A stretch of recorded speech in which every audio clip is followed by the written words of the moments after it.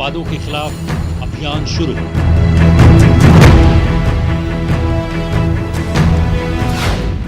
सीएआईटी ने शुरू किया अभियान।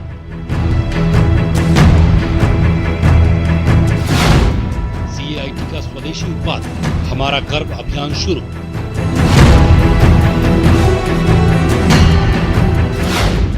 स्मॉल ट्रेडर्स चीन से नया सामान नहीं करेंगे इंपोर्ट।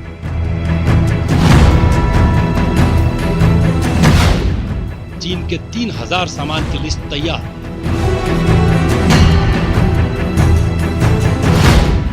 चीन का सामान मात देगा स्वदेशी उत्पाद।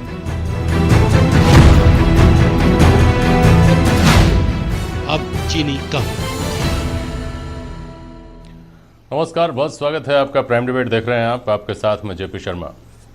Confederation of all India traders यानी सीएआईटी ने आज से भारतीय सामान हमारा सम्मान के जरिए बाजार में चीनी उत्पादों के साम्राज्य को चुनौती दी है। चीन ने जब जब कोई भारत विरोधी करतूत की, देश में चीन विरोधी लहर देखी गई। लेकिन ऐसा बहुत कम हुआ होगा कि व्यापारिक संगठन खुद इस बात के लिए पहल कर रहे हों। दरअसल पाकिस्तान परस्त चीन को लेकर कोरोना के बाद सारी दुनिया में रोष गहराया हुआ है। भारत की नाराज़गी कुछ ज़्यादा गहरी है, क्योंकि दुनिया को कोरोना बांटने वाला चीन महामारी के इस दौर में भी सीमाओं से छेड़छाड़ की कारस्तानियों से बाज नहीं आ रहा। देश के कई लेजेंड्स ने चीनी उत्पादों के बहिष्कार को समर्थन दिया है, लेकिन ये समझना ज़रूरी है कि हम चीनी वस्तुओं का किस हद तक बहिष्कार कर सकते हैं। वैश्वीकरण के इस दौर में क्या किसी भी देश से व्यापारिक रिश्ते ख़त्म किए जा सकते हैं, और अगर हमें चीनी वस्तुओं से परहेज़ करना है तो उसका सही रास्ता क्या हो। प्राइम डिबेट में आज इन सवालों पर हम बात करेंगे। सवाल है कि क्या देश चीनी वस्तुओं के बहिष्कार की इच्छा शक्ति दिखा सकता है।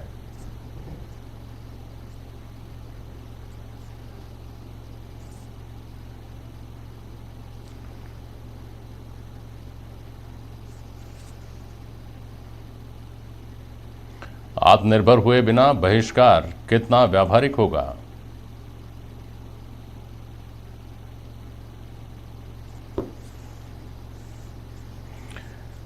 और बहिष्कार के कूटनीतिक और राजनीतिक परिणाम क्या होंगे।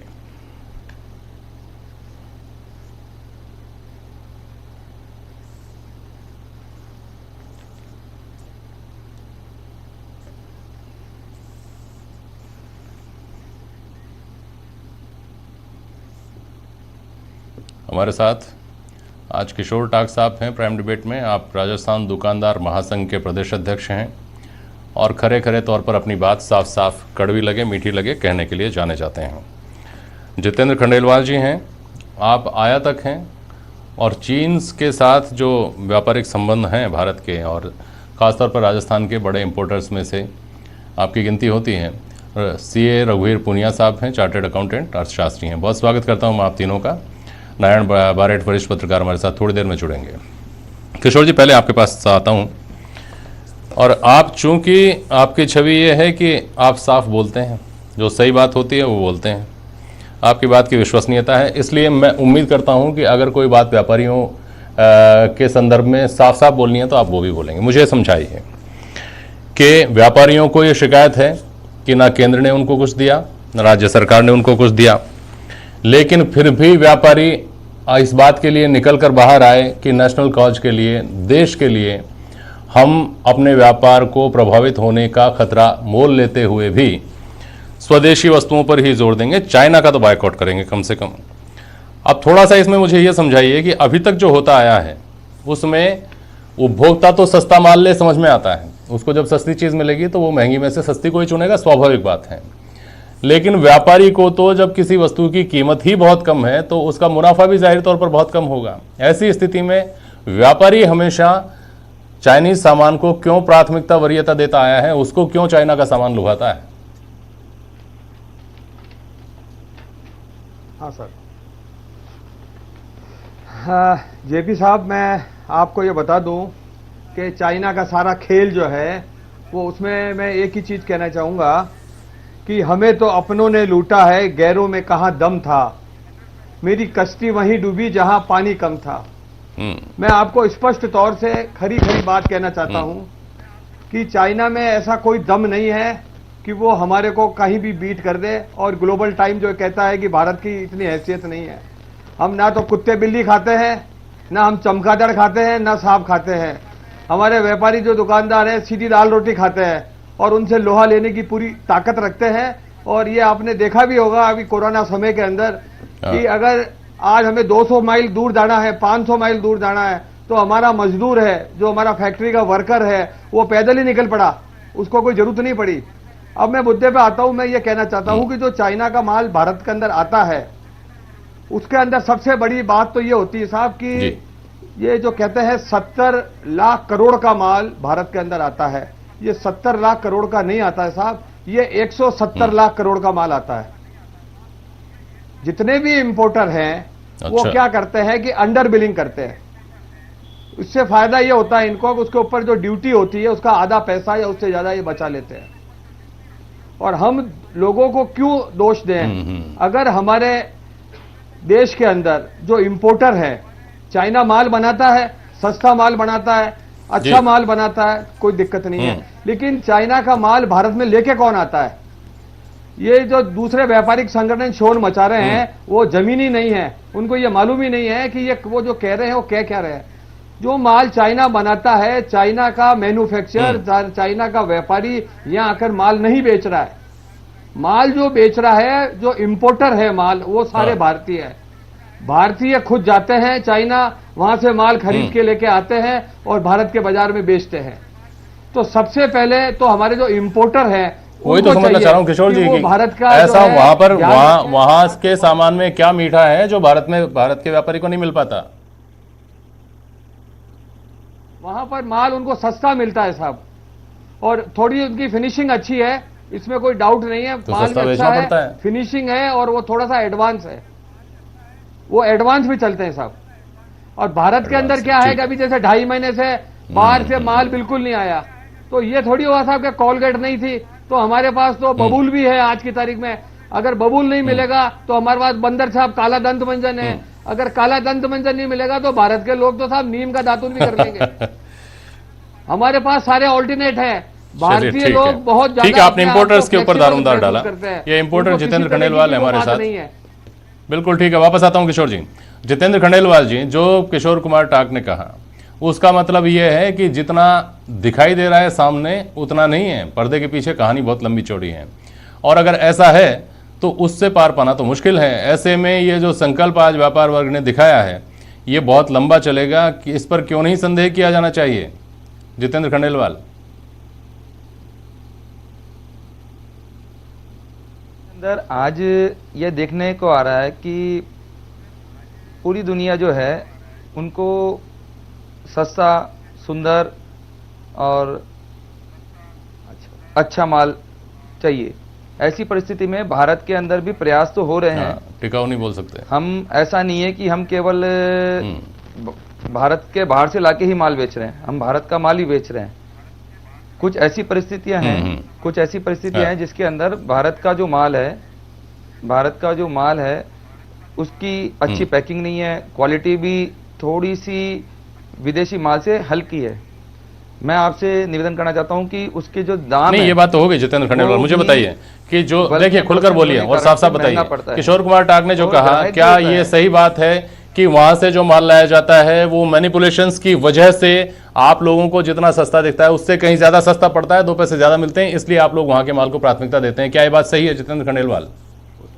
हाँ सर, देश के अंदर सभी प्रकार के व्यापारी हैं और आपको मैं निवेदन कर दूं कि सभी मैनिपुलेशन वाले भी होंगे। मैं किसी के लिए ये भी नहीं कह सकता कि कोई आदमी सच्चा व्यापारी भी है, और मैनिपुलेशन तो 90% करते हैं, 90% करते हैं। ये इंपोर्टर, इन्होंने तो देश को बर्बाद कर रखा है। अगर इंपोर्टर माल नहीं खरीदे तो माल होलसेलर के पास नहीं आए, दुकानदार के पास नहीं आए। इन इंपोर्टरों ने इस देश का बर्बाद बेड़ा गर्क कर रखा था। मेरा ये निवेदन है कि सर, हमारे यहाँ पे जो देश के अंदर कुछ ऐसी सुदृढ़ व्यवस्था होनी चाहिए जिस प्रकार से हमारे यहाँ टैक्स कलेक्शन के लिए इनकम टैक्स कमिश्नर है, रेवेन्यू कलेक्ट करने के लिए कलेक्टर है, वैसे ही हमारे देश के अंदर प्रोडक्शन और मैन्युफैक्चरिंग के लिए भी केंद्र सरकार को इनका टैक्स कलेक्शन वाला भी मिला हुआ है, इनका एक्साइज वाला मिला हुआ है, इनके साथ में नेता मिले हुए हैं, इनके साथ में चाइना के फैक्ट्री वाले मिले हुए हैं, ये सारी चीजें इनके साथ में साहब, ये सारा एक बहुत बड़ा गैंग है। मेरा निवेदन आपसे ये है कि टैक्स कलेक्शन के साथ में प्रोडक्शन के लिए और मैन्युफैक्चरिंग के लिए भी हमारे देश में कलेक्टर व्यवस्था आनी चाहिए, जिम्मेदारियों से बांधना चाहिए। पूरे प्रदेश के सभी राज्यों के अंदर कंपटीशन लाना चाहिए। जिस तरीके से हम 15 अगस्त और 26 जनवरी को हम हमारे गणतंत्र दिवस मतलब हमारे यहाँ जो झांकियां निकालते हैं राजपथ पे, उसी प्रकार राज्यों के अंदर मैन्युफैक्चरिंग का जो मैन्युफैक्चरिंग को बढ़ाने के लिए इनका बस चले पूरे देश की झांकी निकालते हैं। बिल्कुल सही बात है, इस पर मैं वापस आऊंगा आपके पास। लेकिन एक बात बताइए रघुवीर पुनिया साहब, हाँ सही है रघुवीर पुनिया साहब, ये बताइए जब तक हमारे थोड़ा सा व्यापक आर्थिक परिप्रेक्ष्य में अगर इसको देखें, रघुवीर पुनिया साहब एक मिनट, ठीक है जितेंद्र जी वापस आऊंगा। रघुवीर पुनिया साहब थोड़ा सा ब्रॉडर लार्जर पर्सपेक्टिव में अगर हम देखें तो लड़ियां, झालर, चाइनीज मांझा, चाइनीज पटाखे, इनको छोड़ना, इनसे परहेज करने की बात अलग है, लेकिन आंकड़े चौंकाते हैं। भारत इलेक्ट्रॉनिक्स का 32.02, न्यूक्लियर रिएक्टर्स, बॉयलर्स और पार्ट्स के 17.1%, ऑर्गेनिक केमिकल्स 9.83%, फर्टिलाइजर्स 5.3% और फार्मा का जो रॉ मटेरियल है वो 90% चाइना से लेता है।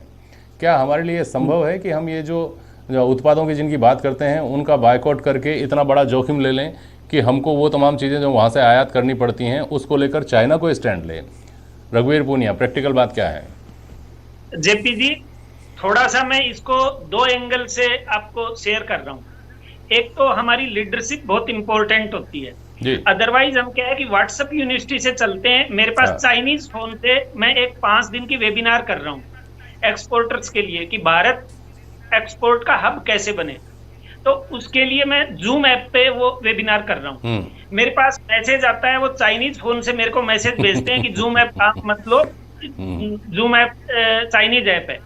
तो मैं यहाँ पर हमारी पॉलिटिकल लीडरशिप की बात करूंगा कि बिल्कुल सही है, इससे बड़ी नौकरी हो नहीं सकती। मोदी जी चाइना कितनी बार गए जी? जिनपिंग को अहमदाबाद में झूला किसने झुलाया? अभी मद्रास में जिनपिंग को किसने बुलाया? तो इन सारी चीजों को देखना पड़ेगा। और मैं आपको 1965 में लेकर चल रहा हूँ कि 1965 में जब पाकिस्तान के साथ में भारत का वार हुआ था, उस समय भारत के प्रधानमंत्री लाल बहादुर शास्त्री जी थे। तो अमेरिका ने यह कहा था कि हम भारत को गेहूं नहीं देंगे तो भारतीय भूखे मर जाएंगे। हमारे पास गेहूं नहीं था उस टाइम पर खाने के लिए। तो हमारे लाल बहादुर शास्त्री जी ने देश की जनता से यह अपील की थी कि एक दिन फास्ट करें। तो जब लीडरशिप में दम हो और मोदी जी जैसे लोकप्रिय नेता हों जिनके लिए लोग अपने पैरों के घाव नहीं देखते, उनके पैरों के छाले नहीं देखते। नहीं पुनिया साहब, ठीक है, ये बात तो समझ में आ गई, लेकिन ये बताइए जो मैंने आपको कहा, जिन चीज़ों पर हमारी डिपेंडेंसी चीन पर इतनी बड़ी है, उसमें अगर लीडरशिप मजबूती दिखाए भी तो वो क्या करे? लीडरशिप को क्या करना चाहिए कि वो डिपेंडेंसी हमारी खत्म हो जाए? मैं आ रहा हूँ जेपी सर। अगर लीडरशिप ऊपर से कहेगी तो हमारे देश की जनता ने उनके कहने के बाद में लॉकडाउन में एक भी आदमी बाहर निकला क्या? तो हमारी लीडरशिप को आगे आना पड़ेगा।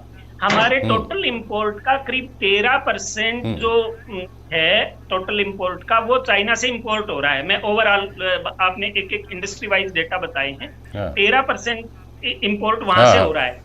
तो अगर हमारी सरकार की स्ट्रॉन्ग विल पावर हो तो ये जो इंपोर्टर्स पे एलिगेशन लगा रहे हैं, इंपोर्टर तो देखिए व्यापारी है, सस्ता माल मिलेगा वहां से खरीदेगा, कस्टमर है जहां से सस्ता माल मिलेगा वहां से खरीदेगा। देश की चोरी करेगा, देश को धोखा देगा, ये थोड़ी होगा साहब।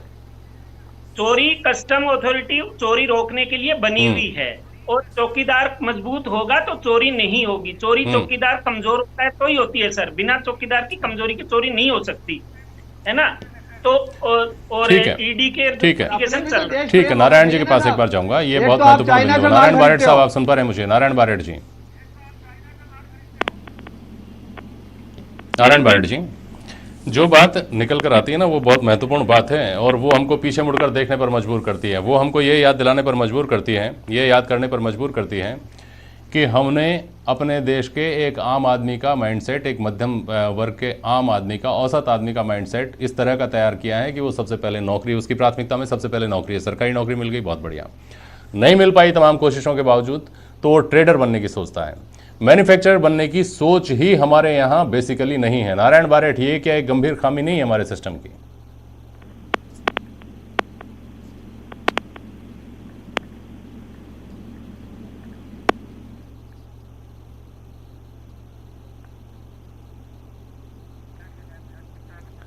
नारायण जी शायद नहीं सुन पाए, लेकिन किशोर कुमार टाक साहब, इस सवाल का जवाब आप भी दे सकते हैं कि हम बेसिकली या तो नौकरी पेशा आदमी पैदा कर रहे हैं जो तमाम तैयारी के बाद, तमाम पढ़ाई लिखाई के बाद, आरक्षण की कुंठाओं के बाद जैसे तैसे नौकरी हासिल कर ले, नहीं कर पाए तो ट्रेडर बन जाए, मैन्युफैक्चरर बनने की नहीं सोचता। और मैन्युफैक्चरर नहीं बनेंगे तो ये सारी बहस बेकार है। अगर हम हमारे यहाँ उत्पादन नहीं करेंगे तो बाहर से लाना ही पड़ेगा। किशोर कुमार जी। अजी साहब, ऐसा है, ये सरकार की नीति ही खराब है। सरकार कहती कुछ है, करती कुछ है। अगर सरकार के कहने में और करने में एक ही बात हो तो कोई दिक्कत ही नहीं है। मैं आपको हाथ में सामने ये दिखा रहा हूं, ये अभी सेंट्रल जेल का जो है ये निकला है टेंडर, उसके अंदर ये विदेशी चीजें मांग रहे हैं कि साहब हमारे को कोलगेट चाहिए, कोलगेट ब्रश चाहिए। अब ये उसमें ये नहीं कहते कि साहब हमारे को बबूल चाहिए। तो इनकी ये जो कहती है सरकार, वो सरकार करती नहीं है। और व्यापारियों को सरकार पर भरोसा नहीं है। अब उन्होंने हमारे को बंदूक नहीं दी लड़ने के लिए, उन्होंने हमारे को हाथ में कटोरा दे दिया है। तो इसलिए अब क्या है साहब, हमने व्यापारियों ने भी सोच लिया है कि हमारा इन्होंने जरूर हमें कटोरा दिया, लेकिन हम हमारी बुद्धि से और अक्ल से हम पूरा लड़ेंगे। और हम इसलिए बहुत जल्दी जो है एक व्यापारी, सारे जितने भी हैं उनके लिए एक व्यापारी भाईचारा कार्ड लेके आ रहे हैं। उसके साथ हम सारे व्यापारियों को जोड़ेंगे और चाइना का बाइकाट कैसे करना है, चाइना के माल का बाइकाट कैसे करना है, और एक व्यापारी दूसरे व्यापारी को इस कोरोना काल में कैसे उसको सहयोग करेगा, उसके अंदर भी हम पूरा काम करेंगे। और आगे आने वाले समय में आप देखना, सरकार ने हमारे कटोरे में कुछ भी नहीं दिया, लेकिन राजस्थान दुकानदार महासंघ एक एक व्यापारी के कटोरे में 1-2 लाख रुपया साल का हम उनको ऐसा बचा के देंगे कि उनको पता भी नहीं चलेगा। सरकार की नीतियां ही सही नहीं, साहब आप क्या करोगे? चलिए ठीक है सर, मेरी शुभकामनाएं आपको और व्यापारी संघ को। रघुवीर पुनिया साहब, कोई ना कोई रास्ता तो निकालना पड़ेगा, बहुत संक्षेप में जवाब दीजिएगा। और वो रास्ता जो समझ में आता है वो यही है कि मैन्युफैक्चरिंग के ऊपर हमारे देश में जोर दिया जाए, निर्माण हमारा देश खुद करे, उत्पादन हमारा देश खुद करे। बहुत संक्षेप में जवाब दीजिएगा, बहुत संक्षेप में, समय बिल्कुल खत्म हो रहा है। 5 से मेरी एक्सपोर्टर्स के साथ में इसी बात पर वेबिनार हो रही थी, जिसके अंदर करीब 25-30 एक्सपोर्टर्स हम रोजाना बैठ रहे थे। तो हमारी जो जैसे एक्सपोर्टर की जीएसटी रिफंड की जो हमारे मैन्युफैक्चरर्स हैं उनकी प्रॉब्लम अगर हमारी सरकार संवेदनशीलता के साथ सुनेगी तो हमारे व्यापारी में इतना दम है कि लक्ष्मी निवास मित्तल जब वहां आरसेलर खरीदकर फ्रांस की सरकार को हिला सकते हैं, तो हमारे व्यापारियों में कैपेसिटी है जेपी सर। लेकिन उनको हमारे ब्यूरोक्रेटिक जो सेटअप है और सरकार के जीएसटी का रिफंड, एक एक्सपोर्टर है पीताम्बरा बुक्स कंपनी, उसका 430 करोड़ रुपए का जीएसटी का रिफंड था जेपी सर। एक ऐसा सर्कुलर बना दिया जिसकी वजह से उनके जीएसटी का रिफंड नहीं मिल पाया। 3 साल बाद में उन्होंने दिल्ली हाईकोर्ट में रिट लगाई, जब उन्होंने डायरेक्शन दिया कि ये एक ऐसा सर्कुलर निकाल दिया अधिकारियों ने, जबकि जीएसटी इस तरह के बहुत सारी उलझने हैं के हिसाब से वो रिफंड मिलना चाहिए था। साहब बिल्कुल, इस तरह की उलझने ही शायद हमारे इतिहास को उस दिशा में नहीं जाने दिया, ऐसी मुश्किलों ने कि सरकार को जा सकते थे। नारायण बारेठ साहब, सरकार को चाहिए कि वो ऐसे लोगों के संपर्क में रहे, ऐसे व्यापारिक संगठनों के संपर्क में रहे जो झूठी बातें नहीं बोले। ये जो दिल्ली के अंदर ऐसे संगठन बैठे हुए हैं जो जापान जो है परमाणु त्रासदी के 20 साल के अंदर पूरी दुनिया के बाजार को लीड करता रहा, कई सालों तक, कई दशकों तक। कोरिया लीड करता रहा। चाइना ने हमारे साथ ही करवट ली होगी और पिछले 2-3 दशक में चाइना आज इस हैसियत में है कि वो अमेरिका को आंख दिखा सकता है। हिंदुस्तान के साथ ऐसा क्या हो गया कि हम सिर्फ अपने अतीत को, गौरवशाली अतीत की महिमा ढो रहे हैं और हम नया जो कर पा रहे हैं उससे हम खुद संतुष्ट नहीं है। नारायण बारेठ साहब, बहुत संक्षेप। देखिए, चाइना ने जो प्रगति की वो तानाशाही के साथ की और हमने जो तरक्की की है वो अपने लोकतंत्र के साथ की। बेसिक फर्क है। हमारे पास भिन्न तरह के समुदाय रहते हैं, इस बात को भी हमको देखना पड़ेगा। हमारा स्वदेशी का जो जज्बा है वो बहुत पुराना है। वो भावना अगर हम आज पैदा कर सकते हैं, जब हमारे पास हमारा मुल्क 542 रियासतों में बटा था, अगर हम सियासतों में न बट के अगर खड़े होंगे तो भारत वापस एक ऐसी स्थिति ला सकता है कि चाइना को दुनिया की पंचायत में वो तनखा पड़ सकता है, अकेला पड़ सकता है। अगर कोई नेता 130 करोड़ लोगों को इस जज्बे, इस भावना और भाव में बांधे तो हम एक करिश्मा कर सकते हैं। बिल्कुल ठीक बात है। चलिए, समय हो गया। अभी जो व्यापार बहुत शुक्रिया आप संतुलन सभी वो का आज उनके प्राइम हाथ में डिबेट में शामिल होने के लिए। आज के लिए बस इतना ही। नमस्कार।